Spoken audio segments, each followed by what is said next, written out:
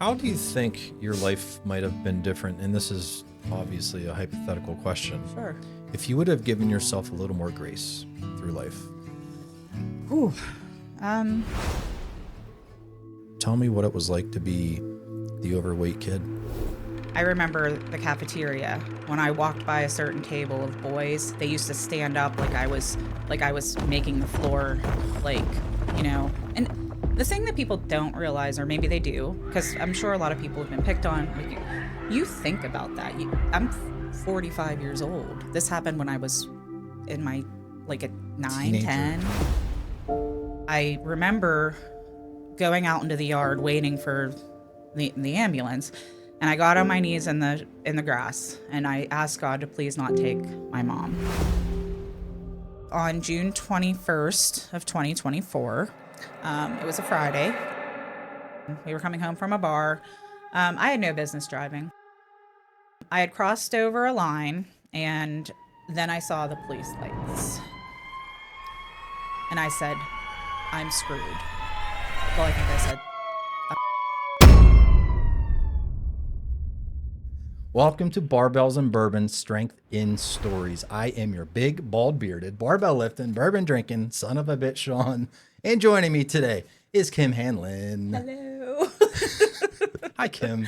Hi, Sean. Welcome to our home. Thank you for having me. I'm very excited for this conversation. Me We've too. been talking about it for a long time. It has been a while. I think I had to cancel on you like once or twice. I mean, they were valid, Valid very valid excuses. reasons. Yes. We've known each other for just over a year. Yes. I was actually looking back at some old emails. I'm your coach, Yes. which we'll talk about. So I've witnessed a great transformation in you, both physical, mental, emotional, you name it. And I want to dig into all of that. This isn't fitness related specifically, hence the name Barbells and Bourbon. We're not going to just talk about fitness like a bunch of meatheads. We're going to talk about life. Yes. So with that being said, Kim, with all that you've been through in life, and the 1 year I've known you is just a piece of it. You've been through a lot. Yeah. A lot of good, a lot of bad. In your little episode teaser, I said you're living your probably happiest life right now. But that doesn't mean that you're living the perfect life right now. Right. You're still dealing with a lot of struggles, Right. which I'm sure we're going to get into also. Yes. With that being said, and all you've been through, do you have a message that you want the viewer to kind of get out of this conversation? So I would say it's never too late to, rewrite your story, to change the chapter, to just change gears. Nobody's perfect. Nobody will ever be perfect. But if you want to do better, and be better, you have to act. You have to do it, and it's hard work. But I think I've proven it to myself anyway. Yeah, you definitely have. And I've witnessed that. And it hasn't been easy for you. No. And again, I'm just a very small piece in your very large puzzle of life. So I'm really interested to learn about the things I don't know about you, because I know there's a ton. And it all really starts from childhood. Yeah. Right? Our stories are written from that point, and our foundations are built from childhood, and all the experiences that we go through and influences from your parents and your friends and everything else. And I know you had, I don't know if a rough childhood's the right phrase, but you dealt with your own little issues and problems. So I want to kind of step back in time. But first, like the video, subscribe to the channel. It's completely free. Kim says you better, or else. Better. And I have Saratoga water here. And if you know what that is, you know what that is. We got something very special planned in the future with this water. And I'll explain to you later. Okay. Don't worry about that. So, Kim, let's go back to your childhood. Okay. Where did you grow up? So I spent the majority of my childhood in West Deer, Gibsonia area.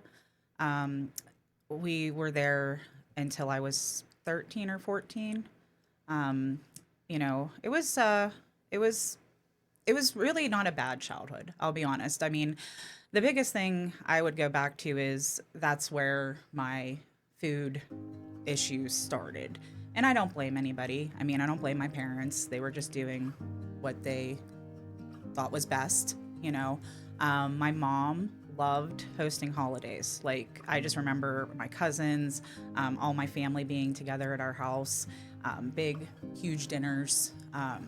She cooked like the best biscuits and gravy on Sundays. Like, I mean, full butter.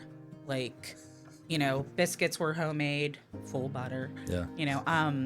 So I just remember a lot of that, and a lot of fast food. We, Yeah. remember the Book It program? Like, you read the books and you got the free personal pan pizza. I read a lot of books. For the wrong reason. Right. I mean, I like the books. But, just kind of leading into what happened, January 12th or 13th, 1992. It's crazy because as the years go on, you don't remember a lot of the memories, but you remember the specific day. I knew what I wore to school that day. I had like leggings, and Jason Priestley was my favorite. So I had a 90210 Jason Priestley sweatshirt. It's my favorite shirt. I had just gotten it for Christmas, and it was a month later, and it was still my favorite shirt. I think I wore it every day. So I came home from school. My brother was I was 12, he was 15, and he was lifting. He was lifting at the gym at school. So I came into the house, and my mom was on the floor in the bathroom. So, I didn't really understand at the time. I tried to say something, and she obviously didn't respond. I remember calling 911, and I called my neighbors. Actually, I didn't call them. I ran over. I had two nurses on either side of me. Both of the moms of the families that lived on either side of us were nurses. So I went over. I think I actually ran over, got both of them. They came. I had already called 911, and I remember going out into the yard waiting for the ambulance. And I got on my knees in the grass, and I asked God to please not take my mom. So, I remember her being taken out of the house. My dad came home. He went to the hospital, and then we went to my aunt's house. And I just remember my dad's face coming in like later that evening, and he just said, "She's gone." Wow. So you're 12 years old and you lost your mom. Did you have any idea what had happened when you found her on the floor? I didn't. The only thing what went through your head? Like, what were you thinking? At 12, I don't think I had an idea. Later, we did find, back in that day, you didn't have the internet to look up things or, ailments. Probably a better idea. But we had like this huge book, and it was open on the living room floor.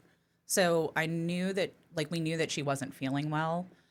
She had gone to work that day, and the lady who was her boss, she was a seamstress. She made like custom draperies. So the lady, her boss, said that she wasn't feeling well. But it makes me think back to that day. Would I have said something different? She drove me up to the bus stop, dropped me off, and I said, "I love you." And she said, "I love you." I said, "I love you." And that was the last thing I said. Those are some really good final words, though. Yeah. It's not like you ended with a fight or right. not saying "I love you" at all. Or right. She was how old? 44. Very young. Yeah. So what was the cause of death? So it was a heart attack. That's what we were told, or what I was told by my dad. She was a heavy smoker. She was overweight. She had diabetic. She didn't take care of herself very well. So, I mean, not that, like I said, I don't blame her for leaving. Sure. I mean, it kind of leads to things in my later life that I, can talk about later, when we get there. Sure. I don't want to skip ahead too fast. Yeah. So at 12 years old, I mean, I'm assuming you had a really good relationship with your mom. Yeah. I mean, she loved her kids. We were her world. From anything that my aunts and uncles or any of her friends said, I mean, we just always, I don't remember a lot. I remember her laugh. She was like a lot, she kind of joked a lot. A lot of the things I do now as an adult, I see it, Yeah. you know. But I mean, as far as, I know we had a good relationship, but I don't, I have to watch videos, like old family videos to go back and, back in Yeah. time to kind of remember some of the. Do you remember what life was like after her death? Being a 12-year-old without a mother anymore. I mean, it's just your dad raising you and your brother. Yeah. Do you remember what life was like then? Well, that, it's kind of weird, but that night that she passed,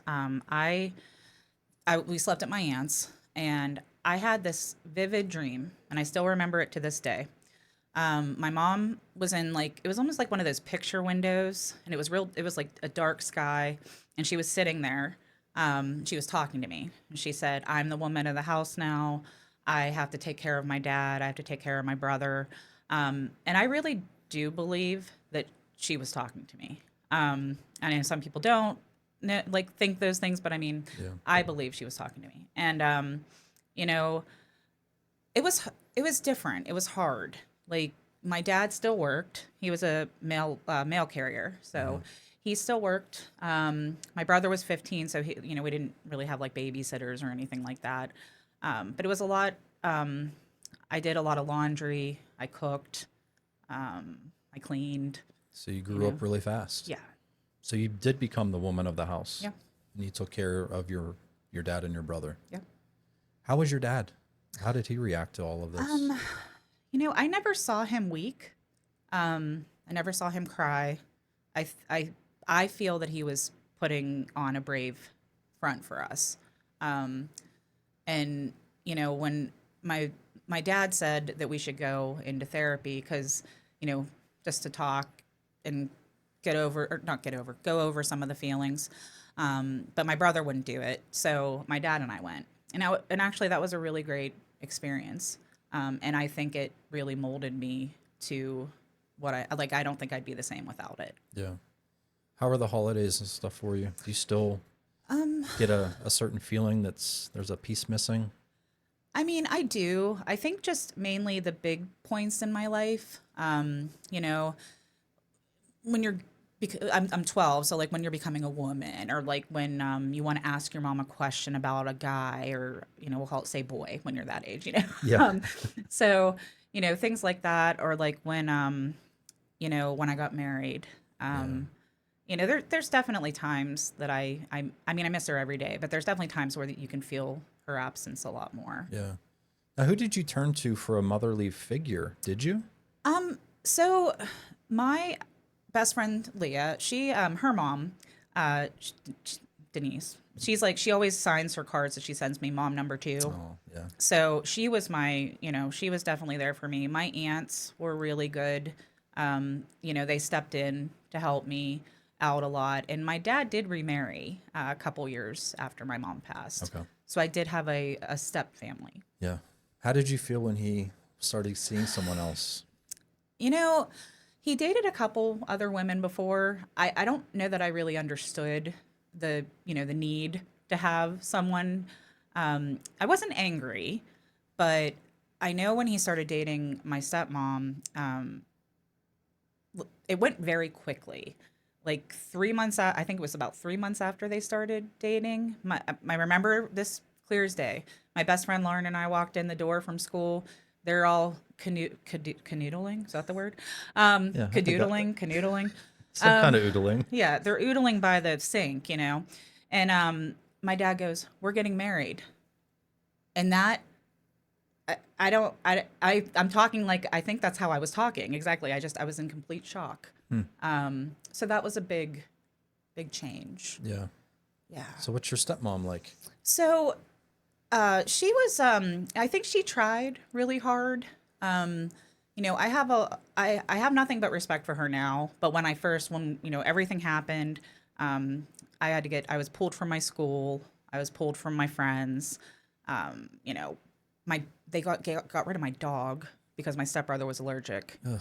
So did you now?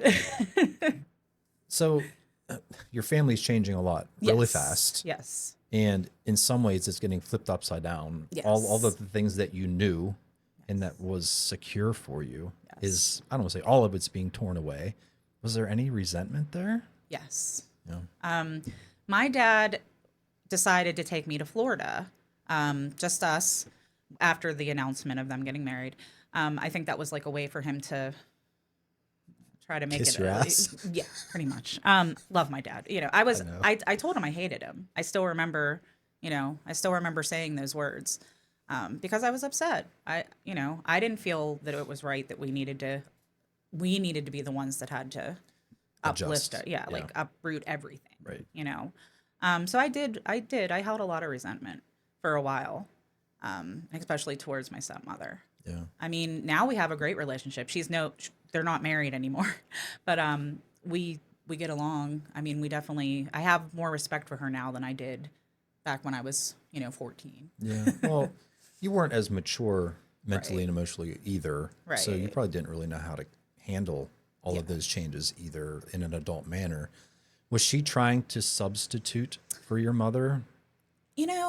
I don't ever feel like she was substituting or trying that. I think she was just trying to make everything cohesive.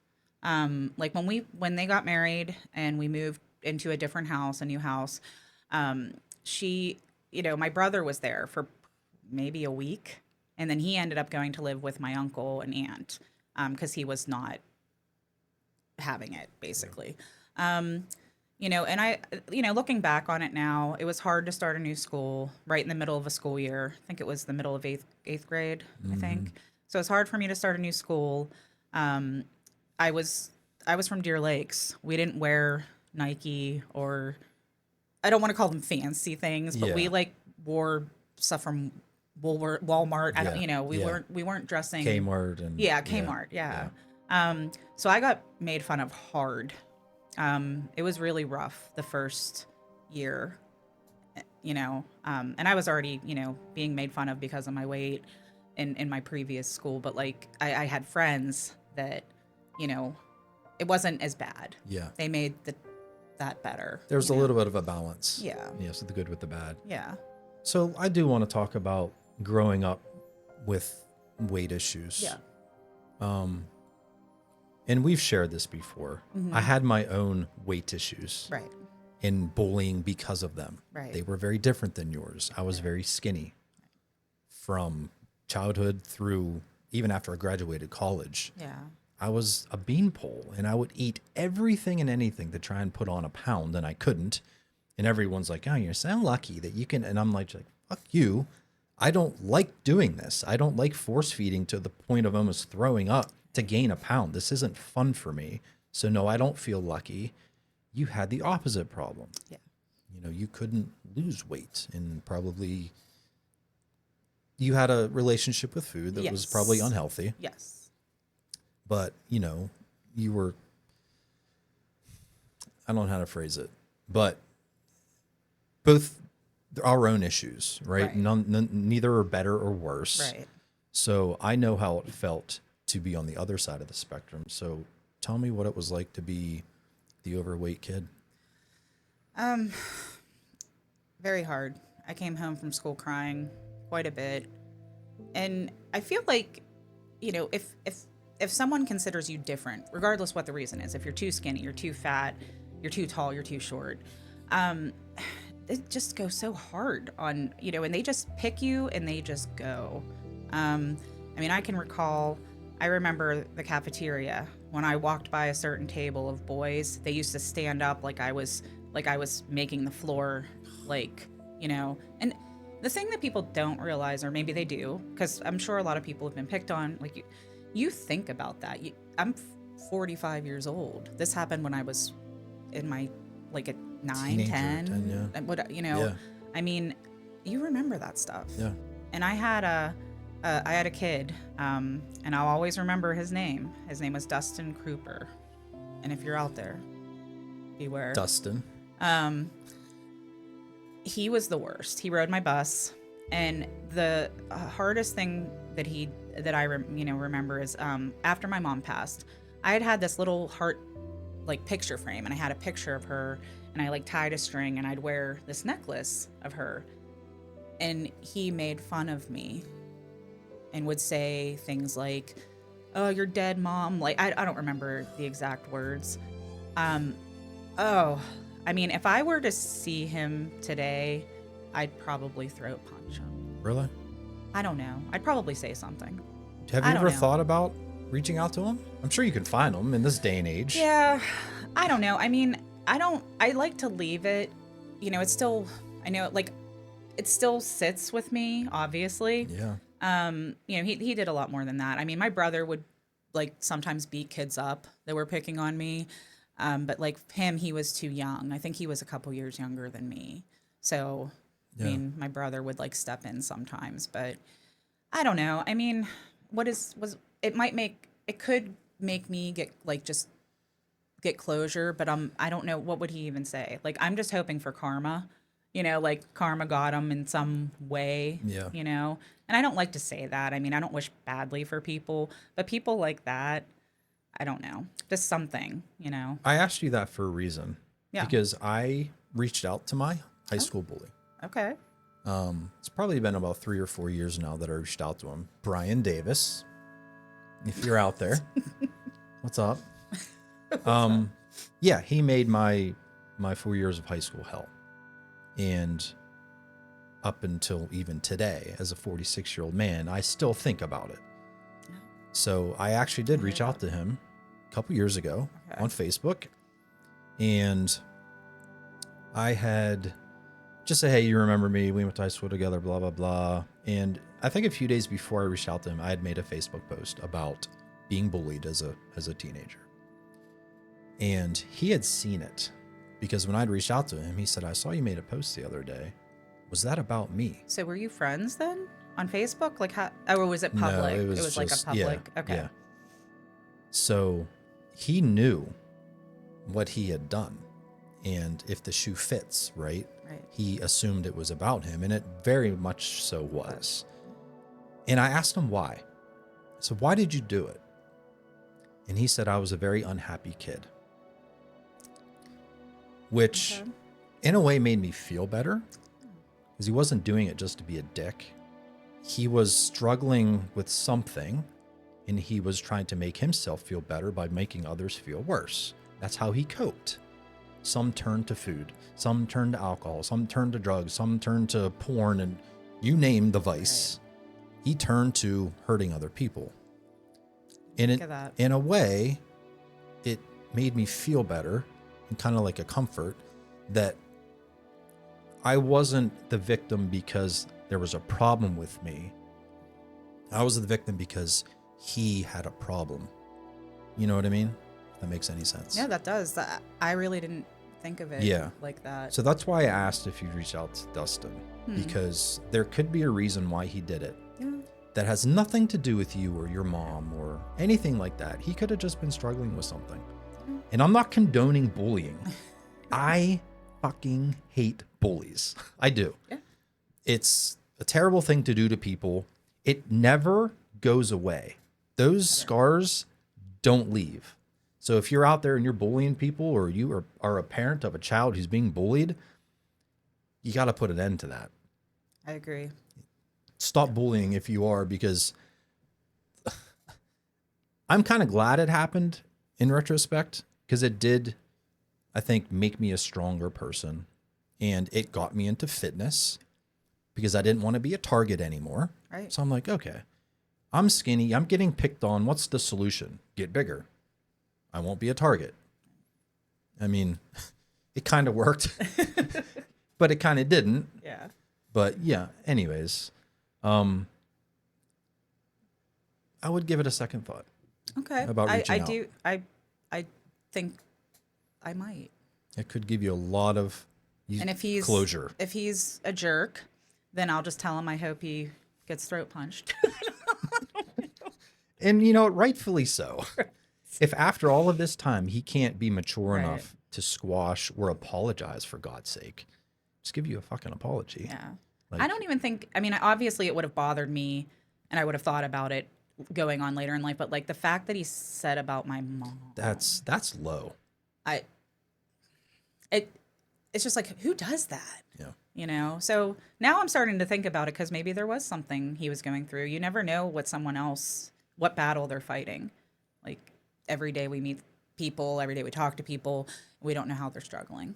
Kim, maybe he lost his mom Maybe.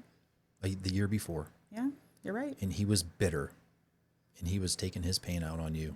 You know, you Yeah. never know. You're absolutely right. But again, not condoning bullying. That's why he's smart, folks.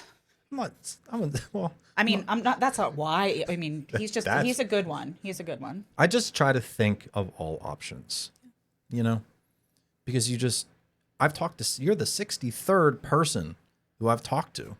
I've heard so many different angles of things.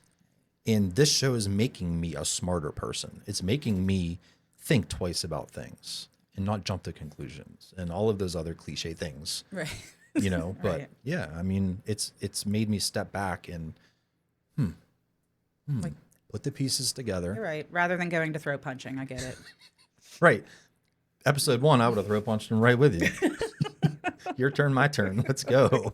But yeah, now, I mean, you never know.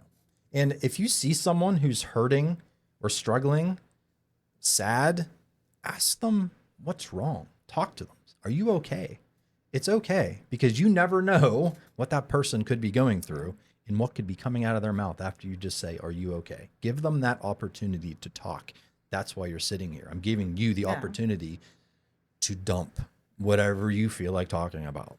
And when you leave here, you're going to be a new woman.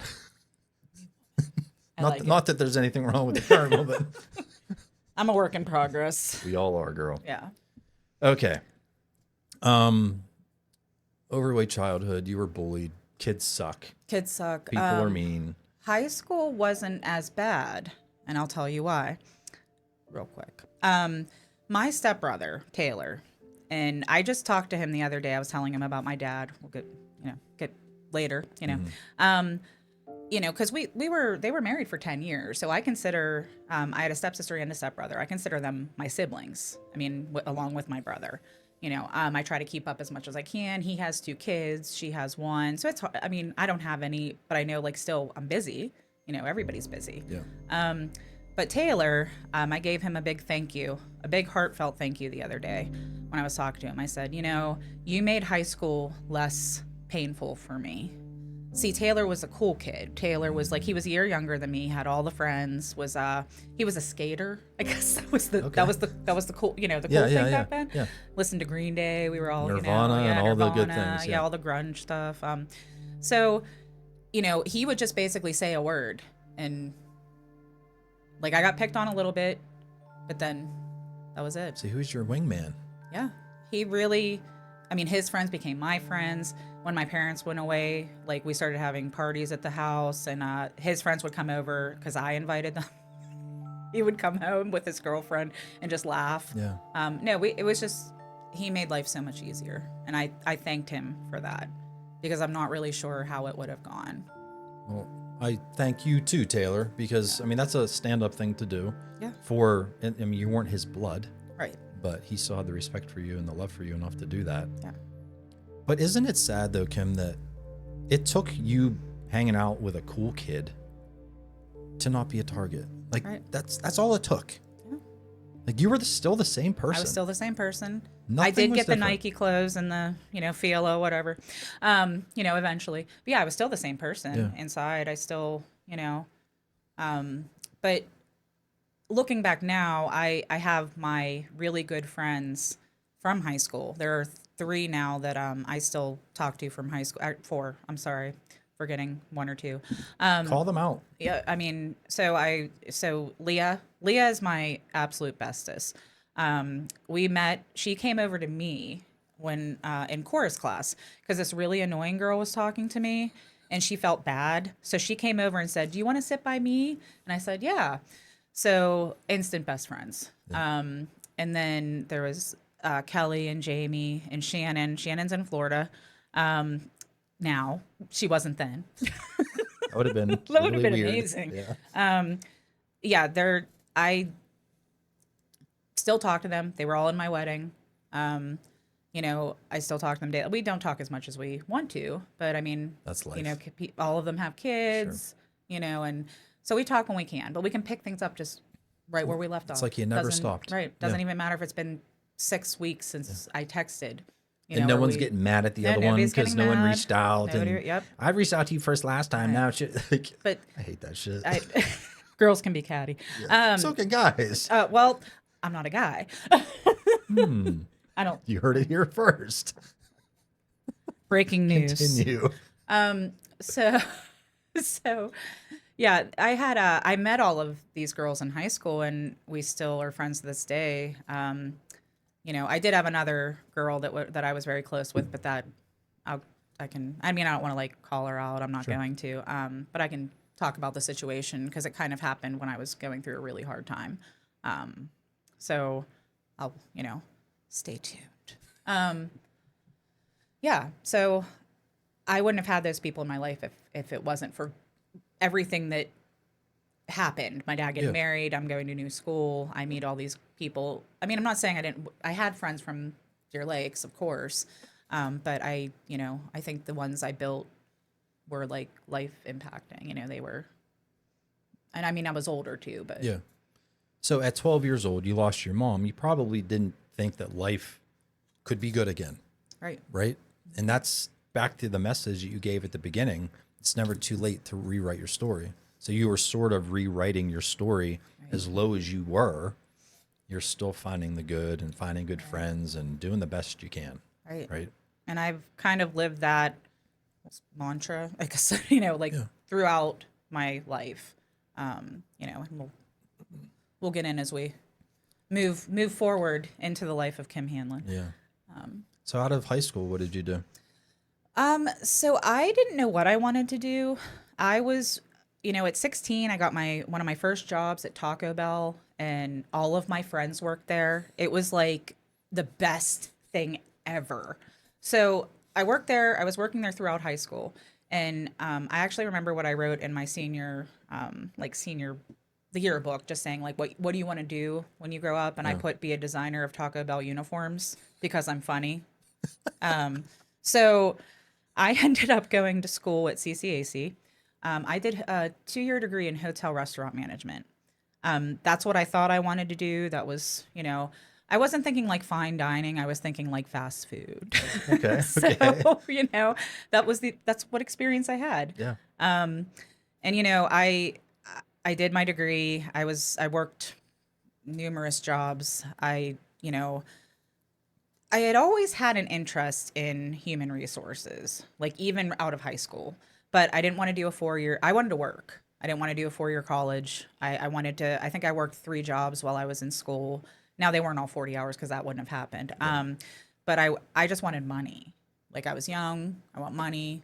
So did that. I think I worked for Wendy's. I worked for Eaton Park as a manager, and horrible. It's horrible. Like the food industry? I mean, for me, it's, even with, say like Eaton Park, I was making, I think that was my first job out of school. I was making $27,000 a year. Now this is what, 2001 maybe. I'm not good with the year, but that was so much money to me. But I was working 60 to 65 hours a week. Yeah.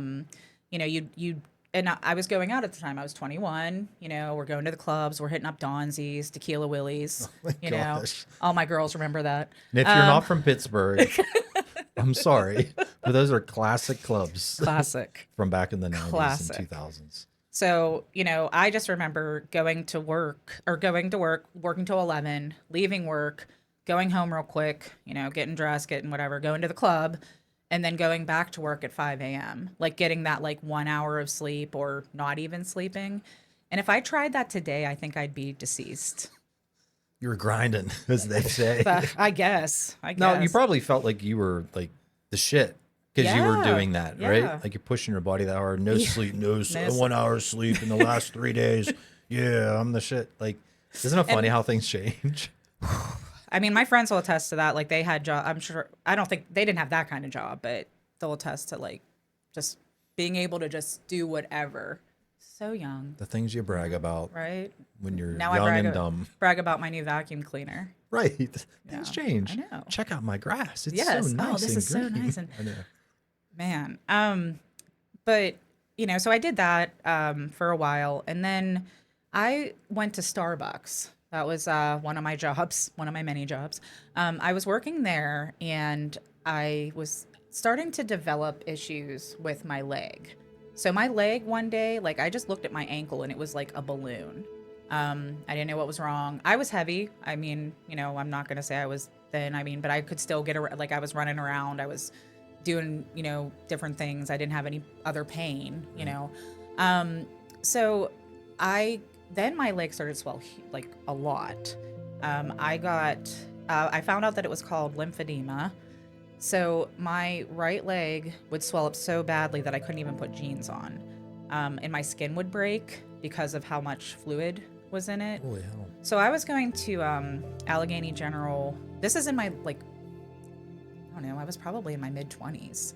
I was going to Allegheny General Hospital, their wound care clinic, on I think twice a week, and I was getting my leg pumped. Like they put a machine, Like drain it out? Like it wasn't actually that. Or It like was more compress like it? it was compressed. Got So it. not like actually, not Yeah. like the fluid out. But I mean that would, so lymphedema is basically that the lymphatic system is not working properly where the fluid's going, and I just happen to have it in my leg. Only one leg. I don't know, but there's no cure for it.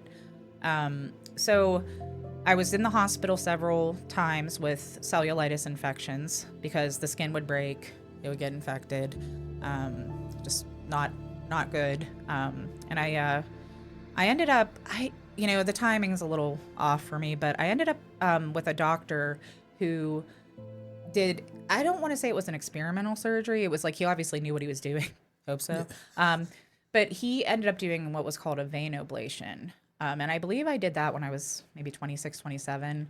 So that they rerouted the veins in my leg. And ever since that, I have not had any issues at So all. the experimental surgery worked. Yes. Good job, doc. Yeah. Good job, doc. I don't even remember his name, what he looked like. I just remember going, I was in the, ready to go into the operating room, and he came in and he asked me, "Can you tell me which leg we're operating on?" Oh my God. And I Got looked the at him. Sharpie out. And I looked at him. I'm like, and he goes, "No, I mean, I have to ask you that because you need to be aware. Like, you need to know." Yeah. I'm like, what? What Like, kind you know of, what? Get me out of here. where did we find this guy? Right. But yeah, I mean, I'm very thankful. That was a huge, huge turning point for me. Now, lymphedema, is that typically attacking people who are overweight? So no, Okay. you don't have to necessarily be overweight. It's a hereditary thing. So when everything started happening, my dad actually said his mom, she had it in both legs, but they didn't call it lymphedema. They called it dropsy. This was in probably the 60s, 70s. Sounds like an adorable name. It could be one of the seven dwarfs. Dropsy. Dropsy. I call myself dropsy sometimes, like knock something over. So yeah, so I guess it's hereditary. And you do not need, it Okay. doesn't really strike anybody, certain it. type of person. Okay. Okay. So you have your successful experimental Mental surgery. You were still working at Starbucks at the time? I was not. Because of my leg issues, I had gone to Verizon Wireless. That was like getting into Area 51, let me tell you. Like the interview process, the background check, it was insane. Now, maybe because of all the other jobs I had, they didn't really do that extensive of a background, but What year was this? 2008. Okay. So I was going to say, if it was right after 9/11, Oh, yeah. That I would've could made sense. Now I could see that. but yeah. Okay. Yeah, so they, it was very extensive. I did get the job. I made it there 2 years. That was actually a big turn in my life as well because people on the phone do not treat you like you have a soul or that you are a human. When they're angry. And I've worked for PNC customer service, and I've worked for Verizon. So people get pissed about their phones and their money. More about their money, I would think, but it was more about the phones, I think. I think I talked to more angry people at Verizon. And basically I had the technical like training of saying, did you turn off your phone and turn it back on? I think like, but a lot of times it works. Like I do that to I this know. day. That's the American way to fix things. Right. Just reboot. Just reboot. I mean, I reboot myself every once in a while. Yeah. You know. It's fine.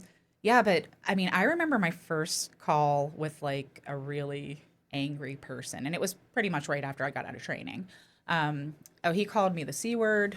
Actually, I'll back up a little bit. So that was at the point where they didn't have like the texting or things were, they didn't have the unlimited. So everybody was going over their minutes. Everybody was going over their texts. I had kids, moms saying their kid didn't download, and I download something and I'd be like, so your son didn't download Beach Body Bikini Girls. And then that was one of my favorite conversations. God. That was one of my favorite conversations ever.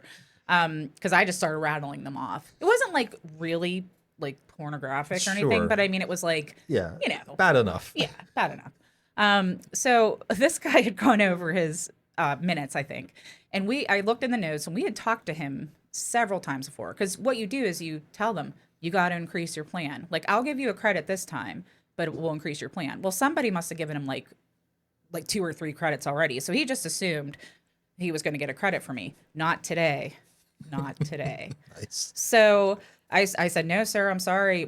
I can change your plan, but we can't honor any more credits for you. So he calls me the C word. He's like, so I still remember. I stood up, I slammed my fist on the desk and I said, you will not speak to me like that. And that's the day I grew a backbone somewhat. I mean, that's rough. I mean, you know, you can't take it personally now looking back on it, but like someone calls you a jerk, asshole, whatever, you know. Yeah. I mean, that word, I don't like that word. That's heavy. I can't use it. I can't even say it. I just don't like it. You know. We can't say it on here No, because I'm no. Then we'll be in shut down before you big know trouble. it. Big trouble. I won't say it. But yeah, so I thought I was going to get fired. I was pretty sure. But my boss came over, I remember, and the guy had calmed down. He apologized. We kind of got through it. I changed his plan. That was it. But call center jobs are hard. Like I don't do much. I like online. I like when you can do a chat, like a nice quick chat. Yes. Because I don't like to talk to people. I'm in HR, but I don't like to talk to people. Wow. No, whenever it's something for me, you know, like now that they have the unlimited and all that, I don't think that even happens anymore. What if that was Dustin calling you? Too soon? That would have been. You know, I probably would have recognized the name, but good one. Good Nice. one. So you do all these onesie twosie jobs. Mm-hmm. You're jumping from food place to Verizon to whatever. When did Right. you finally land a job where you're like, okay, now I'm stable. I've found my place. So the last place that I worked before this, where I am currently, I worked for a print promotion company. I started there in 2015, I think. And we had just moved to Monroeville, and this place was right in Monroeville. And I'm like, I'm never going to get this job. But I rocked that interview because I'm awesome. So I got the job. It was like an account manager type of position. I think before I was like working or leaving there, I guess, I was making, I think, $18.80 an hour. That's like the highest I got there in 5 years or whatever I worked there about. I actually started, I said, well, you know, Kim, you got to do something to better yourself. And the only way you're going to do that is if you get off your ass and get a better education or just do something. Yeah. So I ended up exploring. I had always had that back in high school or right out of high school. I had that interest in human resources. So at 38 years old, I decided to go back to school to get my bachelor's. So I completed that. It took me a lot longer than I wanted to, but that's okay. Mm-hmm. So it was 2020 and COVID happened. So I had gotten laid off from them for a month and they called me back. But in that month I was pushing the books, Yeah. the online books. So I ended up starting to look for human resources positions. Human resources positions. Yes. Okay. And I got a job offer for a place called St. Moritz Security Services out in Baldwin. So I ended up taking the job. I wasn't making very much, a little bit more than that, but I was also still in school. So I was there, I think 3 months when they're like, this girl's pretty cool. I think she's legit. And actually, I was not having the drive because it was about 45 minutes both ways, and I was in the office 5 days a week. So I was just already just irritated. I'm like, I don't want to screw myself out of this job, but I'm going to go back to Clayton Kendall. That's kind of that's the print promotion company. And all of my friends were like, it's a bad idea. My husband said, do you know you didn't like it there, right? Like you were getting, and I said, yes, I know. I don't want to hear that. Don't tell me what to do. Yeah, don't tell me what to do. So I ended up staying because they gave me a huge, huge raise. I was like, okay, they must like me here. I think that was like 4 or 5 months in. Yeah. So once I got my degree, I think that was 2021. I finished, and I just felt like, you know what? This is my field. This is what I was meant to do. Good. I mean, in hindsight, yeah, I wish I would have right out of school, high school. I could have, would have, should have not. But I think all of the experiences I've had, I mean, I bartended. I was a karaoke DJ. I was the call centers. I mean, you name it. I did it pretty much. But all of that experience really put me where I am, honestly. Absolutely. So, yeah. So you said you're married. Yes. When did you get married? I got married in 2012 to my lovely husband, Pat. Hi, Pat. So we, we started dating in, I think it was the end of 2008. And I had given up. I didn't date in high school. I never felt good enough. My weight I always just felt, that I wasn't good enough to be anyone's like girlfriend, whatever, So you were turning down dates? Oh no, I didn't get any dates. Okay. I just didn't feel I was good enough, and I never like pursued or pushed. Got it. But when I think I had gone on a Match.com, I think, and I'm like, I'll join this for a month. I don't really. If something happens, if something happens, it happens. If not, I'm a nun. That's fine. So within that month, I did meet Pat, and we went to Uno in the waterfront for our first date. And the moment I knew that we were gonna not be married, but like we were gonna start a relationship was, the Saw movies were real big at that time, like Saw 6, Saw 5 million, whatever. Yeah. So I said, yeah, Saw 500. And he goes, The Search for More Money. Spaceballs. Yeah. We're both like big on Spaceballs. So yeah, I was like, the stars, like, glimmered and blah, blah, blah, And we started dating in the end of 2008. And then 2010, we got engaged and then married in 2012. Now, that's probably where I got to my heaviest weight was when we were dating, because we are both food addicts. I mean, I'm sorry to call you out, Dave. Sorry. I mean, he knows. Sure. So I feel like that's when I got to my heaviest, because I was like, he lived in Monroeville, I lived in the North Hills. So we'd see each other on weekends because it was just too hard on the weekdays. We both worked, and I would, we'd go out to eat. That's what we did. You had something in common. Right. We ate, So I got big. I got to 415 pounds. Wow. That was my heaviest. Yeah. So at 415, are you thinking, my mom died at 44? 44. Yeah.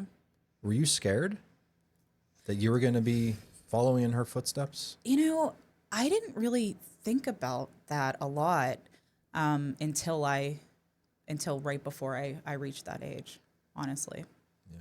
I mean, I thought about it, I guess, but like not enough to do anything about it.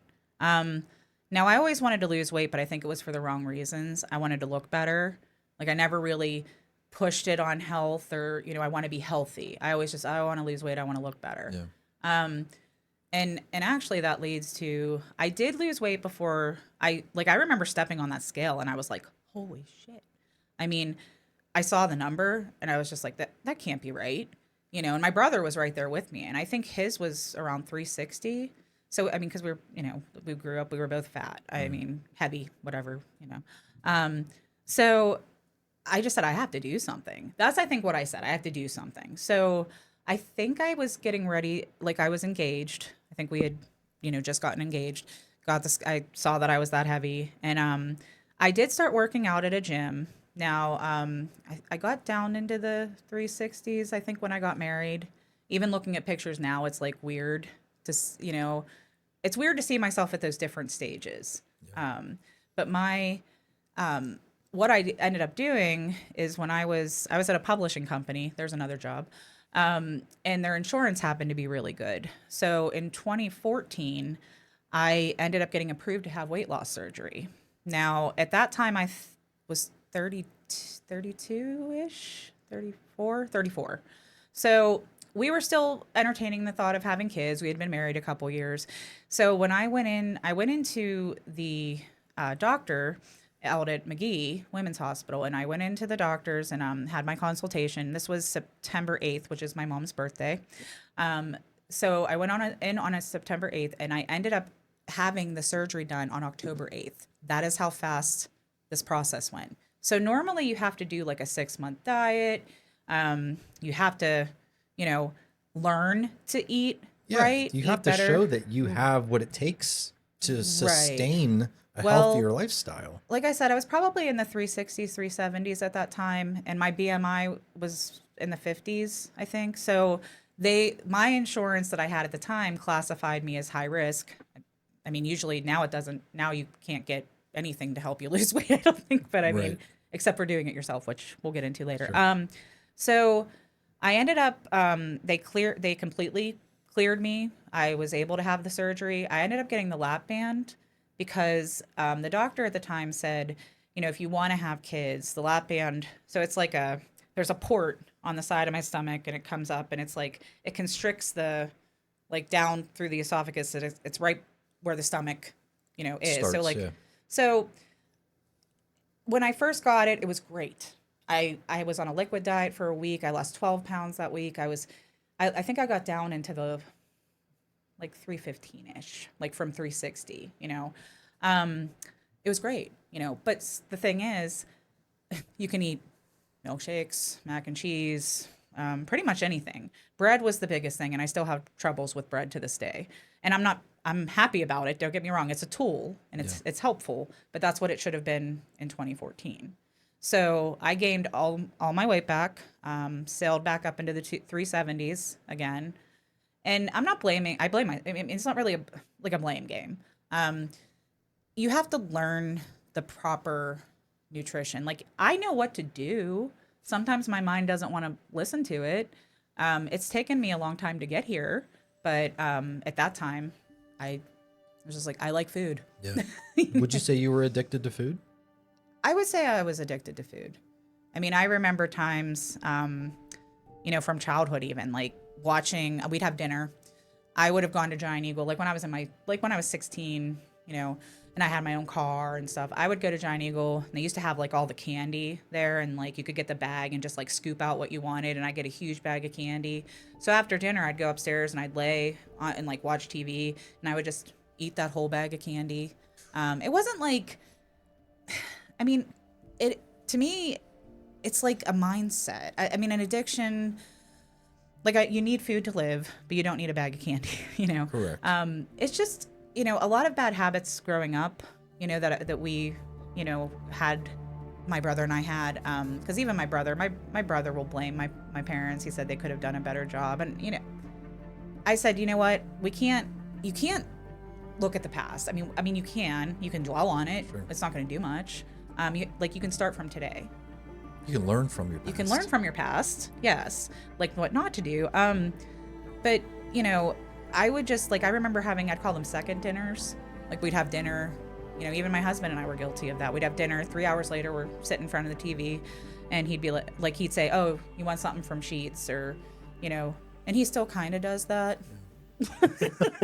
Poor Pat, getting thrown under the bus. No, I like I said, I've gotten better. Yeah. And I've learned a lot, and I think that where I am now is the best I've ever been. And that all really hit me like right before I turned 44. Yeah. Because that's the age that my mom died. That's when it really started to sink in. Yeah. Now, we did talk about coping mechanisms as Yes. far as bullies. Like bullies might bully because of X, Y, Z. Were you coping with anything with this food? We won't use the word addiction because it might be too strong. But was it making you feel better to mask something else? Yes.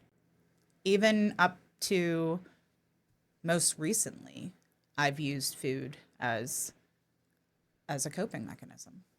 Because, I'd have a bad day, and like people say, I want a drink, right? I want a tub of Haagen-Dazs. You know what I mean? Like, I like drinking. Don't get me wrong. I'll drink my White Claws, some tequila. But like, it's not the same. I want that ice cream or the fried mozzarella sticks or something that's good. Because it's like, food doesn't judge me. I had a bad day. Food will make me feel better. And like I said, it took me a very, very long time to have like an aha moment. And that's where I guess the medical team went wrong when you first had your procedures. They didn't teach you how to handle those mental obstacles in eating your feelings away. I mean, 4 weeks. In 4 weeks, I did have a psych evaluation. I had like a physical. Now, I don't even remember them. I don't remember, but exactly what they asked me. I think they just wanted to make sure you were like stable, sort of. Stable enough. Stable enough, I guess. So I just feel like definitely I don't think that they should do that if they still do that, because that was not enough time for me to process having a full change. Because I made myself sick a lot of times. Tried to chow down on pizza. Nope, you're throwing up. Even to this day, you have to chew very thoroughly. Rice, I have a problem with. I just have to make sure I chew it thoroughly. So, what was that breakthrough moment for you, Kim, where you were finally like, okay, my mom died at 44. I am unhealthy. I don't know how to handle my emotions and my feelings, and I'm eating to happiness. Like, what was that point where you were just like, all right, enough is enough? So I had a couple, but that was the biggest one. But I never changed from the others. You know what I mean? This was, I think, because of my mom passing so young, and I was 43. It was a few months before my 44th birthday, and I thought I was going to die. That's what I was thinking in my head. You thought your expiration date was 44? Was 44. I thought it was 44. I even went as far to count the days my mom was alive after her 44th birthday and do the same for myself. That can sound insane. I don't know if anyone else has ever lost a parent and at a young age and has done that. But I was like, oh, if I make it past this day, I'll be okay. So that was the start of it. That was the start. So that was my birthday was in November that year. Around that time, when I was really feeling down, I contemplated, do I want to be alive? Do I want to be here? I can't seem to do anything or change anything. But I wasn't trying, I looked into weight loss surgery, a revision, and the insurance I had at the time didn't cover anything with weight loss surgery. So that was disappointing. I'd even gone to my bariatric doctor who did my band and was trying to go through the process because I thought that was the solution. It's not that I didn't know better. I just wanted the easy solution. I don't want to call it easy, but I wanted like a quick solution. So you still wanted to be able to eat the things you love to eat. Right. Yes. And still lose weight. Yes, exactly. So, and at that time I was going through a lot. I you know, I just wasn't myself. And that's where my best friend came in. Um, I was like almost near rock bottom, you know, and I was being a bad friend. I'm not gonna sugarcoat it. But you know, she like the one I missed the one we were gonna meet for dinner or something on a Saturday, and I was hungover. I mean, I was, you know, I Yeah. you know, and but that Sunday morning, she just laid it all out in a text message, like everything in my whole life that I've ever done wrong. I've seen you struggle with your weight. I see your problems with your marriage. I see, and like I hate to. I mean, if she watches this, I still love her. I told her that, but I just can't be friends with her anymore. You know, because I just think the way that it made me feel personally attacked. You know, when your friends are down, you don't want to kick them harder. You know, and I know she was going through her own stuff, and we all do. But I mean, you need to be there to support each other. And I just wish she would have talked to me rather than fired off a long ass text at 7 in the morning. You know? And I'm gonna play devil's advocate here, No, Kim, because that's what no, I that's do. that's fine. Had she tried to talk to you before? So we had a little bit of a falling out previously, and I mean, this was years prior to that, but you know, we hadn't talked. We weren't as close. And she did end up coming to my house, and she told me she was concerned about my weight, which I appreciated. I appreciated her concern. You know, it's hard when you're concerned about somebody about something they're not ready to change, because they have to be ready. Like I was not ready when we talked previously. I was getting there. I was almost, you know, in that November-ish time frame when I turned 44. I was getting there, but I needed, you know, support rather than to be, you know, I felt kicked down. But it's, I mean, looking back on it, I think it actually pushed me harder. It Yeah. propelled me, you know, because I was like, I have to change. Like after I got out of my little, I don't want to call it little, depression's not, I mean, it's serious, you know. It's okay to not be okay, but it's okay to ask for help too. Yeah. Like, and so I got help. I talked to people, you know, I got out of where I was. I dug myself out of that place. And I was just like, I got to do something about this or I'm going to die. Yeah. So I ended up, you know, one of my friends, John, said, I got this guy is, he knows my brother. So, you know, I ended up reaching out to this guy. I can't even wink. Sounds like what's sounds like a great like, guy. what's this? Okay, I'm trying. Yeah, I look like I that's have fine. issues. Oh wait, never mind. So I reached out to this guy, who, you know, told me, and that was in January It was. of last year, 24. Yep. So I reached out to him, and I just turned 44 in November of that past year, not that year, because that didn't work. So you know, he told me his plan, told me a little bit about what he does, and you know, I was just like, yeah, I think I can do this. Now the first month was rough. I'm not gonna lie, but the plan made sense to me. Like the eating, I was eating meat and potatoes and vegetables. I mean, you know, I was like, you know, Weight Watchers. I did a lot of Weight Watchers, and I lost weight on it, but then I just gained it all right back. back. Yeah, exactly. So I needed a sustainable thing that I could do and follow on a daily basis that would work for me. And I just went out of the, like, right, came Out of just the gate. blasting ahead. I was like, so I think within 4 to 5 months, I lost about 40 to 45 pounds. Yeah. So yeah, I was feeling remarkable. You know, I mean, I'd finally found that this thing that would work for me, and didn't think anything about you know, my prior problems with food, or didn't really have a lot of, I'm sure I ate some things here and there, like a cheat meal every, you know, the week. You'd say, like, just make sure to focus on protein. Oh, I mean, he would say, so I ended up, I was doing really well. I was.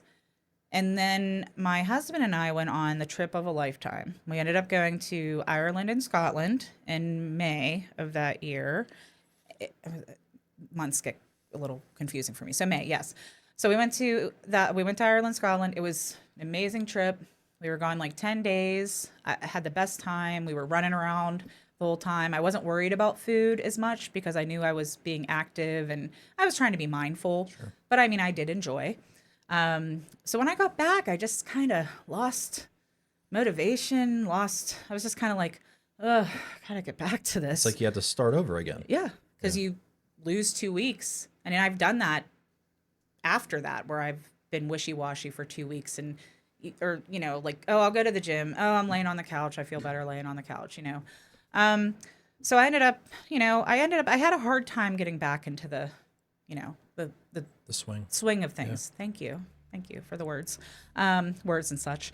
So then a really big turning point for me was on June 21st of 2024.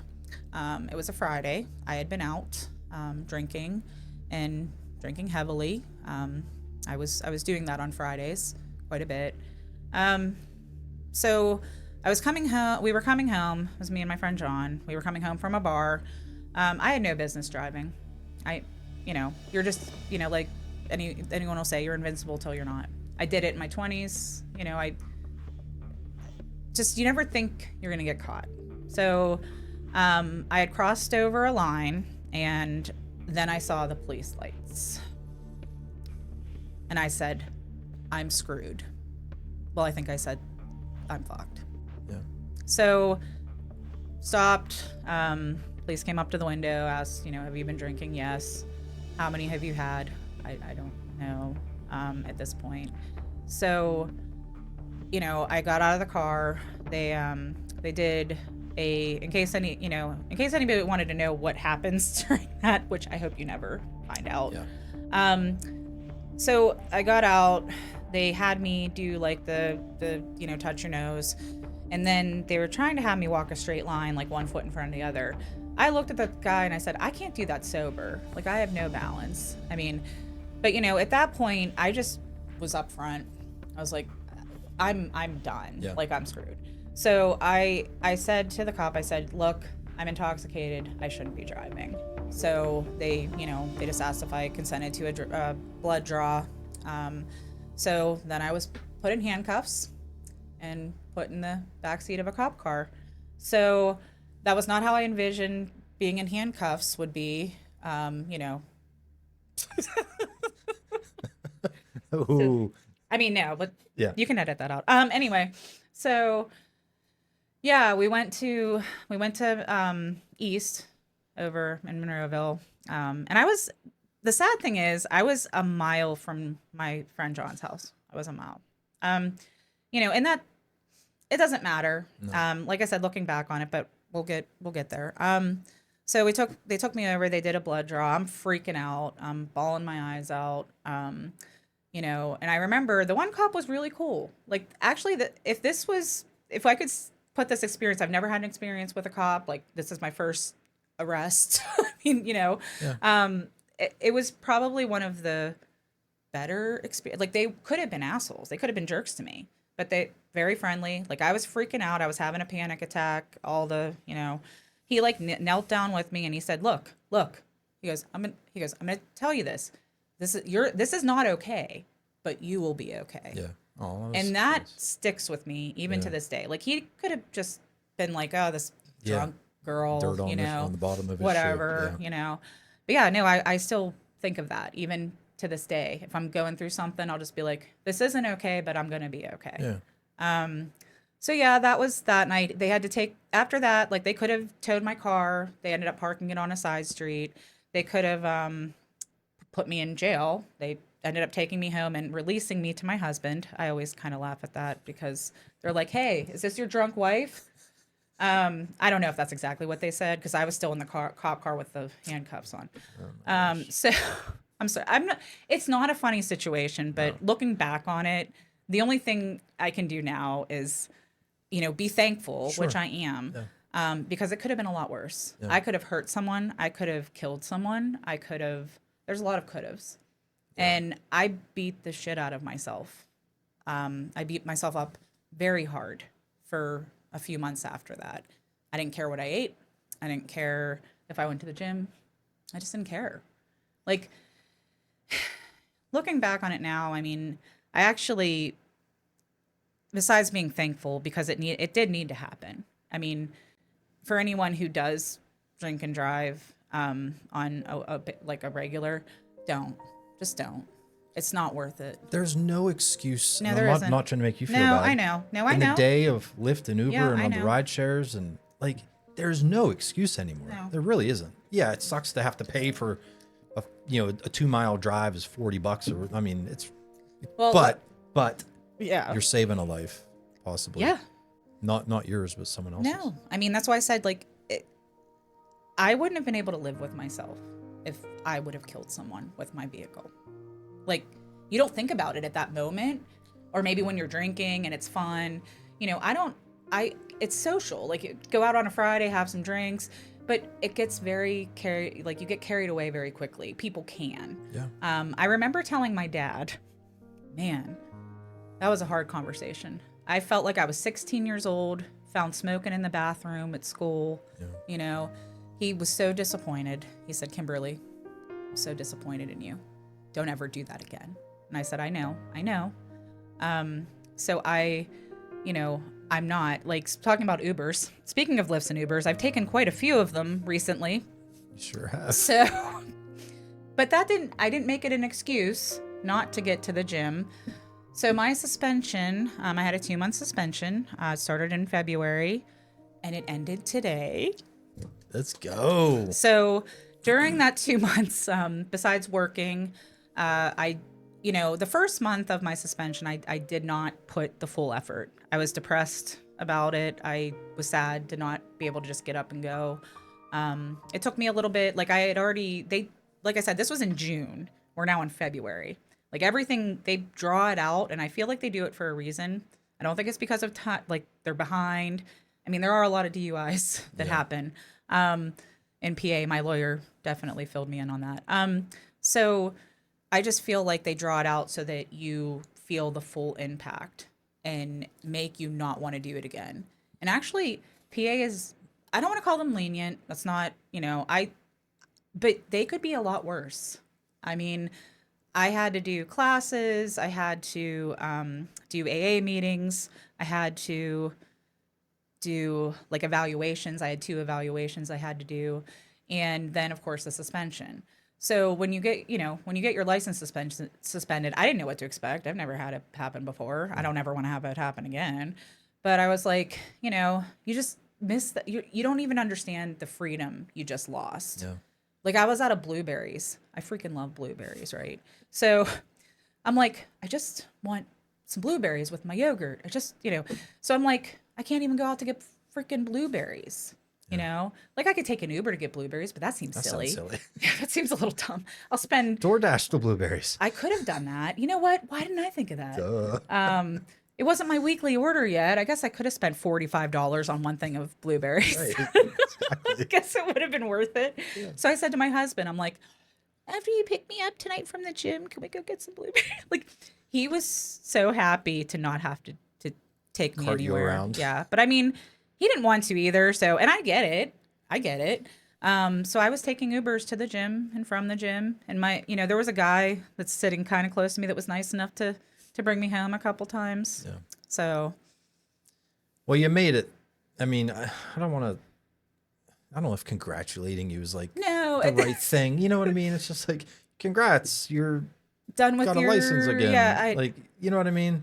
I think the lesson, the biggest lesson, honestly, is it's just dumb. It's just, like you said, it makes no sense. But I just remember dumb excuses. Like, I don't want to leave my car here. I don't want to. But now you think about it, and I learned a lot in my classes. You could have 2 beers, within an hour. You're just at happy hour. You have a couple beers, and you could still get a DUI. You don't have to be completely smashed. You can be, you can be coherent. You can be, completely fine. So it's just not worth taking the risk. No. And when you're buzzed, you do feel like you are kind of unstoppable. Right. You know, Yeah. you're being numbed. Yeah. So you're like, oh, I'm driving fine, Right. or, you know, I feel fine. I could Right. walk perfectly fine. Oh, Right. I could, you know, I have the reflexes of a cat and the speed of a mongoose. Like, you feel like you're the shit. Well, yeah, because know? you're not, that's not you. Exactly. You know? Yeah. That's why people get hurt or do dumb stuff. know. I mean, I've made enough dumb decisions, obviously. Yeah. But yeah, so I'm happy it's done, but I also learned from it. And I think, I don't know how people get a second one because I do not want to go through this again. I mean, the money itself is one thing, but just the loss of your freedom. Like, I can't get in my car and go. Like, today it felt weird to be in my car. But After it 2 did. months. I mean, even when Pat would pick me up from the gym in my car, I'm like, I'm a passenger in my own damn car. But like, you know, today I'm like, am I allowed? Am I good? Like, you know, am I going to remember how to drive? No, it comes right back. Promise. I would think. It's only been a few years since I got my license. So you feel like you've learned your lesson. Yes. I feel like you've had a lot of second chances in life, Kim. I do too. This is going to be a tough thing to say, but when is it like enough? When do you feel like your mistakes are no longer forgivable? So I think that we're all entitled to make mistakes. That's how you learn from, you know, from life and lessons. Now, if you keep doing them, if you keep doing the same thing over and over again, I think that's what insanity, they say, is, you know. I just think, you know, over the past year and a half, or year and change that we've been working together, I've learned a lot about myself. I'm very thankful for everything that's happened to me. You know, there's been some really shitty things. You know, I didn't even talk about my dad yet, but, you know, there's been a lot of things, and I just feel like I've gotten to this point where I'm ready to stop the mistakes. Like, I don't want to do that anymore. Yeah. I don't want to be that unhealthy person anymore. I don't want to turn to food when I'm, you know, dealing with a hard situation. I want to be productive. I want to, you know, cope with it in a more healthy way. Yeah. I think a good word is reckless. Yeah. Not literally, Right. but you are sort of living recklessly. Yeah. Doing things without, I don't want to say without much thought about what the repercussions would have been, but yeah, I mean, you were too. Yeah. But yeah, you have, and I said this from the beginning of this episode, I've seen a transformation. You've put the work in, not just nutrition wise, not just fitness wise. You've been to therapy. You've talked to people. Like, you're putting in an effort. So you're not playing victim, poor Right. me, which is what you used to do. Yeah. I'm just going to eat my feelings away. Yeah. And no one's going to do anything about it. And if you say something about it, fuck you. I mean, that's kind of what your attitude was. No, you're right. You're right? absolutely right. But now you're actually making changes. Yes. Tangible changes. Yes. So Everything, every choice, you know, day by day, but every choice, like if I'm having a bad day or if something happens, even just saying, am I going to go to the gym? You know, oh, I'm sitting here, I'm comfortable, you know, all of those choices impact what tomorrow brings. sure. I mean, I've just learned so much. And I mean, you know, my friends, new friends, you know, old friends have helped me immensely through this process. And I've done a lot. I mean, it has to be me. I'm the one going through it, you know? But just even to say like, stop when you're ready to make a bad choice, just to say, stop. Why am I doing this? What will this do for me? You know, I can give the example, that, you know, I already talked to you about, but you know, like, I had a bad day with my dad. I know I didn't talk about him yet, but we'll get there. I had a bad day with my dad. You know, he's in the VA home in Aspinwall. So I couldn't deal with the situation. You know, I'm still Ubering. You know, it's a half hour, 40-minute, well, half hour drive, and I'm in this Uber. I don't want to be in there, and I'm dealing with this, and I want to just cry and eat. That's what I want to do.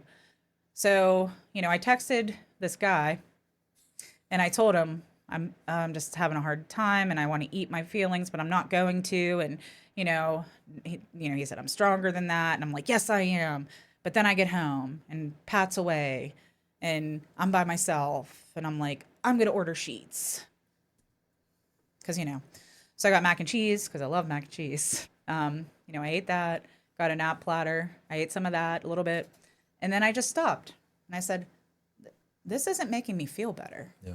This is useless. All this is going to do is make me harder on myself and hate myself, because my way, not that, I'm working, I'm trying to work towards being better, and this is not it. Yeah. So I threw the rest away, and I was just like, it was like an epiphany. I'm like, you can do this. You can freaking do this. You don't need this food. And the therapy helped me too, but I lost, I don't want to say I lost my therapist. That sounds like she passed away. Yeah. No, she's still very, very much alive. Yes.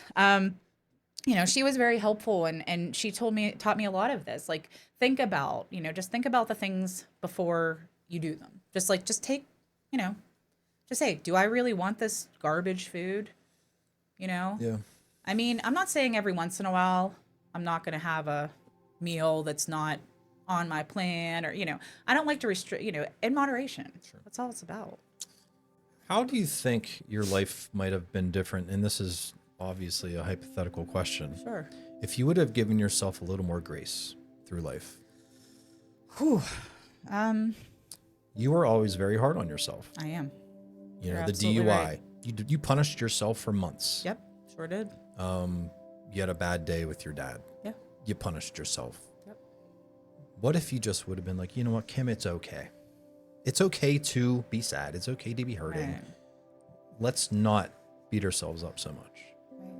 I think just what would it would have been, if I would have taught myself or told myself that, or tried to, deal with it or cope with things in a different way, and gave myself the grace. Like, it's okay to be sad, upset, like you said.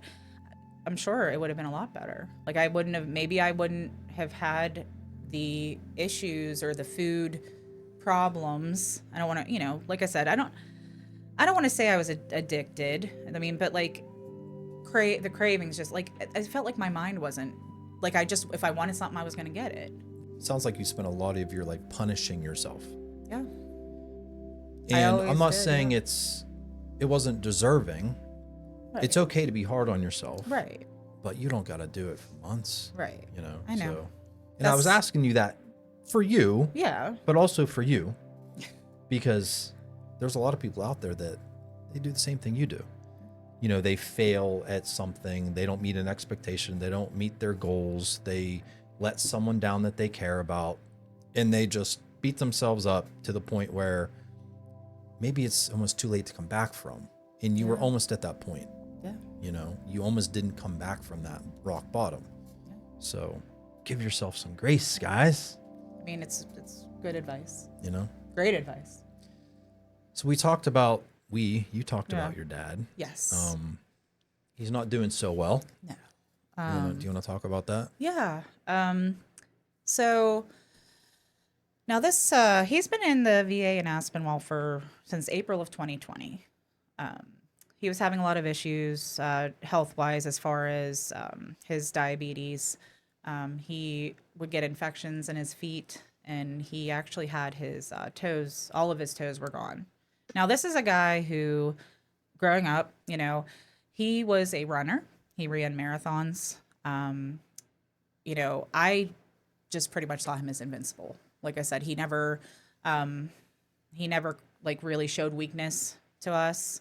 And we weren't like a very lovey-dovey, like we didn't say I love you. It wasn't like a thing. Yeah. I mean, it was known, Sure. but it wasn't like a outward, Yeah. So, he's been in there. I would, obviously go visit him. We talk on the phone daily, and, then life got busy, and, the calls started to decrease. The visits started to go down. Now, when I would say this started right after the DUI, like pretty much within a few months after that. I get this phone call from a doctor. Never talked to him before. He basically told me how my dad's health was so declined that he was going to die soon. He didn't say those words, but you know, I I didn't even know what to say. I was like, wait. I was like, hold on. I said, I just saw him like a couple weeks ago, Yeah. and I mean, he was fine. And he just said, well, we're noticing some issues with his gallbladder, and he's starting to be confused. And I'm like, oh, that means he's gonna die, or like he needs hospice. Like, what are we? I was so Yeah. just beside myself. Me and this doctor don't get along, by the way, anymore. And luckily, he no longer has this doctor. So I ended up then I beat myself up, crazy, because I'm like, have I been this far removed? Like, have I gotten wrapped up in my own life that I haven't, Seen the signs. seen the signs, or been there enough? Did I not go enough? Was I not there? So I didn't know what was going on. So I ended up my boss is awesome. I ended up taking a week off work, and I was out there at the VA, and I met with the nursing staff and the doctors, and I was not happy, And I remember saying, he may be patient 102 to you, but like this is my father. This is like, and I was crying because I'm a girl. So I was bawling my eyes out, and that's my dad, So luckily things were better after that. We kind of got in I'm power of attorney and medical whatever, so I take care of everything, which weighs on me a lot too. So I, you know, I was okay because they were finally calling me. They were keeping me updated. Things were okay. He was in the hospital for his gallbladder, but they couldn't operate because of his health. So they ended up saying, we're gonna just keep an eye on him.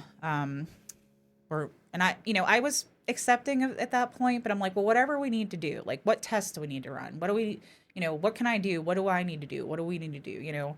So things got a little bit better after that. He was still pretty good. Like I didn't notice the confusion as much. And that's another thing I was kind of like, well, I'm not here every day, so maybe I'm just not seeing it. Sure. So then, so that was like July, August last year. Like over time, even at Christmas time, we didn't exchange gifts like we normally would. Um, you know, he would be in like I don't even know what to call it. It's just such a weird, like it wasn't my dad. I wasn't seeing the same dad I just saw like 6 months ago. Yeah. You know, and they told me, he was never formally diagnosed with dementia, but they were pretty much saying he's declining cognitively. And I noticed it when I would go in, and he would say, Kimberly, I didn't know you were coming today. And I'm just trying to think, like, I'm pushing it off kind of like, oh, well, he's, if I was sitting here all day and I wouldn't know what was going on either, Right. like you don't want to accept it, Sure. So most recently, within the last, I'd say like couple months, he got moved to the dementia unit or the memory care unit. And I'm very happy he's there because I love the staff. They've all called me. Like I've had multiple doctors, multiple nursing call me. I mean, it's not even that I want to say it's time. Like they'll call, I know the number, and I'm just like, hello, Yeah. Yeah. But like I said, my work is really patient, and they know about everything. So, I just think they're doing a really good job with him, and I can't even imagine, you know, doing that kind of work. Yeah. Like any nursing, any doctors, any medical, any firefighter, all of those people, just thank you. I mean, thank you. Takes a very special It person. does take to a do very that. special person. You know, and that day that I gave in, that I was just talking about, that day I had gone in, and it was a good day for him. And when I walked in, he said, "It's you," and that I felt like a whole thing of bricks just fell on me. I'm like, he doesn't know my name. He's gonna forget me. I was just going through, and it was like me, and selfish in a way, but also it just hit me, you know. And then I was like feeding him his dinner. So that, and it's only, you know, I was there today, and he's the same. I mean, you know, what am I doing? Like asking a lot of, like, what am I doing with this? What am I doing? And now I'm just kind of like, I'm just trying to be patient, and I'm just say, Dad, I don't know, you know. And he did say my name today, so I mean, but there's going to be, it's just going to decline, you know. So I'm working through that, or on it. I'm just trying to spend time with him and just be there. Yeah. Are you kind of expecting the worst? How are you trying to prepare for what's about to come? You know, losing my mom, it was sudden. Like I had no other choice. I That was it. She was gone. This is like what, it's just like a slow process. And you know, now that I mean, I've had the doctors tell me like his, you know, his vitals are good, his, you know, his diabetes is doing well, he's not, you know, things are okay. It's just the cognitive, you know. And if it is like a Alzheimer's or dementia, like I said, he hasn't been diagnosed Sure. fully like that, but you know, the mind, it will eventually, that does lead to death. And you know, I I'm numb to an extent. Like I've been trying to separate myself when I leave there because I know it's gonna like eat me alive. Um, or I'll want to eat, or I'll want to, you know, I want to just take my aggressions or my like cope with something I should like, just an unhealthy way. So I've been separating kind of myself, you know, and it's hard. It's been hard, but I'm becoming more accepting of it. I mean, I Yeah. don't know when, you know, we don't know when. We Sure. don't know when any of us, when our time's up, you know? You said the word selfish. Yeah. You were sort of taking his condition and his bad days, and you were poor Kim, poor Kim. And you're allowed to be sad. You're I allowed know. to hurt. I'm working on it. I know. But think about what he's feeling. I know. And he might not even know what he's feeling. Yeah. But imagine being him Yeah. and not recognize his fucking daughter. Like, I know. how sad is that? You know? So, and I'm not trying to make you feel bad. I'm getting emotional talking about it, but I know. just think about that the next time that you want to punish yourself. Don't punish yourself because you're punishing your dad too. Yeah. And he doesn't deserve that. He can't No. help that. No. You can. Yeah. No, you're up. No, you know, and this is, luckily, I don't want to say luckily, that was the wrong word. Thankfully, my father-in-law, great man, just, you know, fabulous man. He's going through a similar situation with his wife, my husband's stepmom. She's been in a home, a memory care facility for a while now, probably 3 years, I believe. And she's like, I mean, fully, she doesn't remember anything. We've had her for Christmas, and she'll ask, "Oh, do you have a dog?" And then 5 seconds later, "Oh, do you have a dog?" You know, "Oh, where do you work? Oh, what's your name?" You know, it's bad. And I felt horrible when all this started for him because, you know, I'm seeing him go through it, and he's beating himself up, and he's doing the things, and then I'm kind of like, whoa, wait a minute, you're doing the same thing to yourself, you know. So he actually came over to talk and gave me a book to read, and he's a really good resource, and I'll thank him too. Thanks, Mike. Isn't it crazy how people are, I want to say, placed in your life for a reason? I mean, he's been in Right. your life for a while, Yeah. but it's crazy how all of those situations start to kind of align, and Right. you're all kind of helping each other through them and being able to relate to them. And it's just wild. Yeah. It's the importance of having good friends and a good network. Right. No, but very true. And I mean, I've expressed this to multiple people recently. Won't name names. So no, just like in the past year and change, like I've done. I mean, it is. I guess as you stated, like a transformation. I mean, I'm still a work in progress. It's not gonna Nope.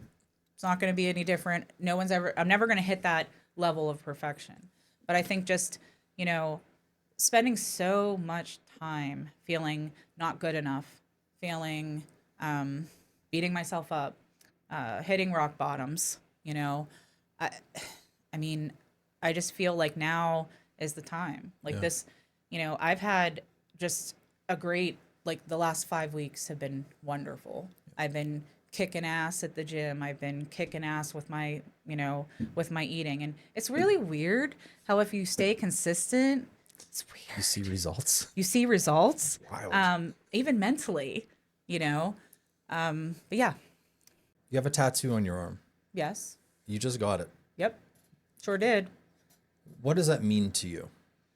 So I got this tattoo last Friday. Um, there is, someone I was thinking of, and also, It's this one right here. yeah, I don't. Yeah, it's fine. Okay, well, Camera will pick it up. yeah. So there was a song I was listening to that really kind of pumped me up at the gym. And it actually says, because I love how it feels when I break the chains. So this is Imagine Dragons. It's called Whatever It Takes. And it really hit home for me because, you know, I feel like it's giving me the power to break those chains of the things that are holding me down to being the best version of myself. Yeah. I think you're at that point in life right now. And that it took a while, but I just had kind of a, like I said, epiphany, a aha moment, or, and I'm kind of impulsive with tattoos sometimes, but I will say this, they always mean something. Yeah. I will not get something anymore. I mean, I have in the past, but I will not get something that doesn't mean something to me, that I can't look at every single day when I'm having a bad day, when I'm feeling like those chains are just together again and I can't do much to get them apart. I just look right at it and I'm like, nope, you got this. Do you have any tattoos that say anything about giving yourself grace? So I have forgiveness, gratitude, and strength. Okay. Forgiveness is big. And I got these words, I've had the butterflies, but I got the words after, I believe it was after that happened. Because I do need to give myself grace. Yeah. And I say that because as high as you are right now in life, everything, not everything, Oh, yeah. a lot of things are going well. You're going to stumble again. Oh, yeah. And the thing that you can change the next time that happens is the grace thing. Right? Right. You're right. So just keep that in mind because you will stumble again. Yes. And you will stumble again. We're all going to. Right. But don't dig yourself that hole that you Yeah. used to dig, And it's taken multiple digs, Yeah. to just have that epiphany. And like I said, I do tattooing's kind of like a therapy for me. I know it's permanent, it's on your body forever. Well, I guess you could always get it removed, but I like I said, I think this is going to help me to give myself the grace I need Yeah. because it means a lot to me in different ways. So I hope it helps you. I hope so too. Let's arm wrestle. Oh, I was really dreading this. Okay. Then I'll just let you do it. Yep. I'll do all the maneuvering. All you got to do is put your arm up. Oh, God. Now, I've heard this whole thing about how you have big hands. I mean, my hands are pretty big for a girl. I got a whole Yeah. knuck I on mean, you. I mean, you know what they say about guys that have big hands, right? Huge gloves. They wear, I was going to say they have huge shoes. Hands and feet. I don't know. Anyways. Whatever. All right, Okay. Kim, as you know, because you've watched so many episodes, I'm going to ask you a question as we do this. Okay. Today is April 25th, 2025. You're going to watch this episode 10 years from now. Start when you're ready. What is that Kim going to look like and feel like? And what are you going to say to the Kim that sits here right now? I'm going to say to the Kim that sits here right now to keep following giving herself grace and giving herself giving herself the grace that she needs, and also that she can make mistakes and still be okay. And I can guarantee you this, she's going to be a much better version of the Kim that's sitting in front of you. It's documented forever. It is. So in 10 years, we'll check back in. We are. Oh, that's fine. Set an alarm on your phone when we're done. Okay. For As 10 silly years. as that sounds, I'm I serious. know, for 10 years? 10 years from Okay. now. All right. April 25th. I'm gonna have 2035. Oh, God. That's just, wow. Yeah. I know it's going to be here before we know it. I just feel like the years just go really fast. Yeah. And that's kind of the cool thing about this show, amongst so many other things. So many cool things. Like the video, please subscribe. But this is a moment in life that is captured forever. Not only for my guests, but for me. Because I talk about my life on a lot of these episodes too. This is something you can look back on. You're right. You know? You might be having a hard time a year from now, Kim. Yeah. And all The you have hard to do times is aren't click over. the link on YouTube and just Right. watch this conversation and how you felt at this moment and be like, oh my gosh, these are the tools I need. I've been through it before. I can do it again. You know what I mean? So this is never going to go away for you. This is Right. always going to be help for you and support for you. You're right. Yeah. I appreciate that. Kim, it's been awesome talking to you. Thank you for having me. Very welcome. I had a great time. If you liked the episode, just know you to please like it. It helps YouTube push out this content to more people, and it's going to help grow the channel. So to help get more guests like Kim. Like one of these episodes and subscribe to the channel. I will see you on the next episode of Barbells and Bourbon. Peace. Yeah, buddy. Boop, boop.